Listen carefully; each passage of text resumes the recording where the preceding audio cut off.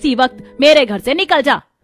शांति नेहा से कहती है। ये सब देखकर नेहा काफी डर रही थी। तभी यश उसका स्टैंड लेते हुए कहता है, मम्मी, नेहा अकेले कहीं नहीं जाएगी। मैंने इससे शादी की है। अगर ये इस घर में से जाएगी तो मैं भी इसके साथ जाऊंगा। ये बात सुनकर शांति हैरान थी। अब वो अपने बेटे को अपनी नजरों से दूर नहीं करना चाहती थी। अब तुझे जो करना है कर, वैसे भी इतना बड़ा फैसला तूने हमारी मर्जी के बिना ले तो लिया है।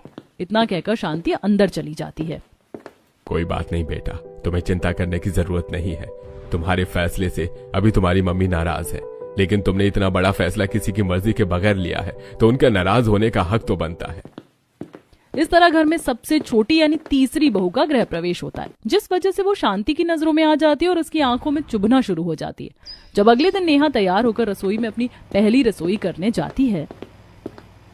आज मैं सभी के लिए खाने में क्या बनाऊं, कुछ अच्छा बनाऊंगी। तभी वहाँ पर उसकी दोनों जेठानी रसोई में आ जाती हैं। अरे तुम इतनी जल्दी सुबह सुबह रसोई में क्या कर रही हो? दीदी, दरअसल आज मेरी पहली रसोई है ना, इसीलिए मैं सभी के लिए खाना बना रही थी। ओह अच्छा, वाओ, तुम तो बहुत थॉटफुल हो। ग्रेट, चलो अच्छी बात है। इसी बहाने हमें रसोई से एक दिन काम करने की फुर्सत मिल जाएगी। ये बात सुनकर सीमा और पायल तो बड़ी खुश हो रही थी और वो उसके बाद रसोई से बाहर आ जाती हैं। तब नेहा फ्रिज से आलू, गोभी और भिंडी की सब्जी को निकालती है। उसके बाद वो उसे अच्छे से धोती है और उन दोनों को काट पीट कर उनकी मस्त सब्जी बना देती है। वहीं दूसरी तरफ उसके साथ खीरे का रायता भी बनाती है। चलो, सारा खाना बन गया है, बस अब कुछ रोटियां बनानी बाकी हैं, उसके बाद सभी को परोस दूंगी। वहीं दूसरी तरफ दोनों जेठानी आराम से सोफे पर बैठकर फोन चला रही थी। ये देखकर शांति गुस्से में उनसे कहती है, अरे तुम दोनों यहाँ पर आराम से बैठकर फोन चला रही हो, खाना क्या तुम्हारा कोई नौकर आकर बनाएगा? वाह मम्मी जी, आपने भी क्या टू द पॉइंट बात कही है। हमारे घर में एक नौकर आया तो है नया, वही रसोई में खाना बना रही है बस।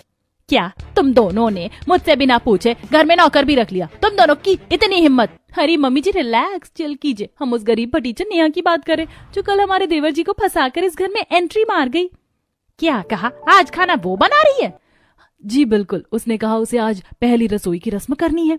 मैं उसके हाथ का खाना बिल्कुल नहीं खाने वाली हूँ। तुम दोनों जल्दी से उठो और मेरे लिए अलग से खाना बनाओ। मैं उसे कभी भी इस घर की बहू नहीं मानूंगी। इतना कहकर शांति वहाँ से चली जाती है। यार मम्मी जी भी ना हमें बिना वजह का ऑर्डर देकर चली गई। अरे जब वो गरीब टीचर खाना बना ही रही है तो हमें दोबारा खाना बनाने की क्या जरूरत है? अरे हमारा 2 मिनट चैन की सांस लेना किसी को बर्दाश्त थोड़ी है। दोनों मुंह बनाकर रसोई में जाती हैं और शांति के लिए एक चूल्हे पर चावल उबलने के लिए रख देती हैं। वहीं दूसरे चूल्हे पर दाल नेहा ने उससे पहले ही खाना बना दिया था। अब सभी को खाना परोसा जाता है। 2 सब्जी और रायता देखकर सभी को बड़ा अच्छा लगता है। सब बड़े मजे से खाते हैं। खाना तो बहुत ही स्वादिष्ट बना है, मजा आ गया। इतने दिनों